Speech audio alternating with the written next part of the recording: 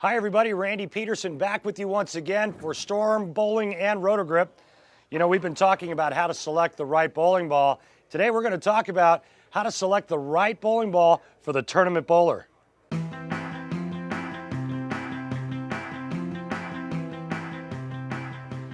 Man, what a hard decision. There's so much information out there. You know, we talk about core design, we talk about low RG versus high RG. Asymmetrical cores versus symmetrical cores. I mean, there's so much out there. Pin placements, and we'll get to some of that in a bit. But let me see if I can somehow simplify this for you. When you're talking about RG, a low RG ball, which would be this core here, versus a high RG core. The lower the RG, the more mass there is in the center of that bowling ball, the sooner that ball wants to get rolling. A high RG ball, there's more mass to the outer shell, so the longer that ball is going to take to get into a roll. So food for thought is the lower the RG, the less resistance it has to rotation, the earlier it wants to roll. Not the same for a symmetrical core. That core is going to take a little bit longer. The other difference between asymmetrical and symmetrical is that an asymmetrical ball, once it does make its move, it's going to be much more pronounced than, say, a symmetrical core. So two completely different motions when throwing these bowling balls down the lane. For you tournament bowlers out there, you're going to need a wide variety of equipment based on the diverse lane conditions you're going to face. There's no way you'll be able to take one bowling ball and bowl well at every center you go to. It's impossible.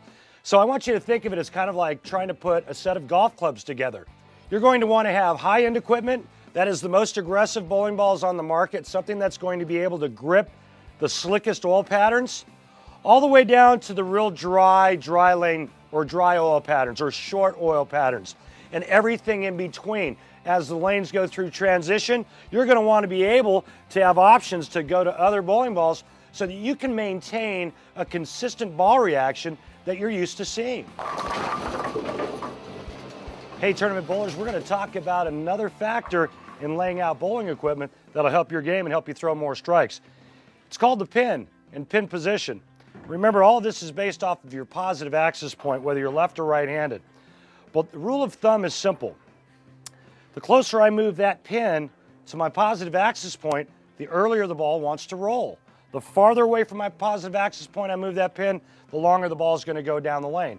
Also, if I keep the pin above my fingers, it's going to tend to make that ball go a little bit longer down the lane than if I were to, say, put that pin underneath the fingers. So obviously, there's a lot of combinations. That's why you need to have a good professional pro shop operator properly lay the bowling balls out for you.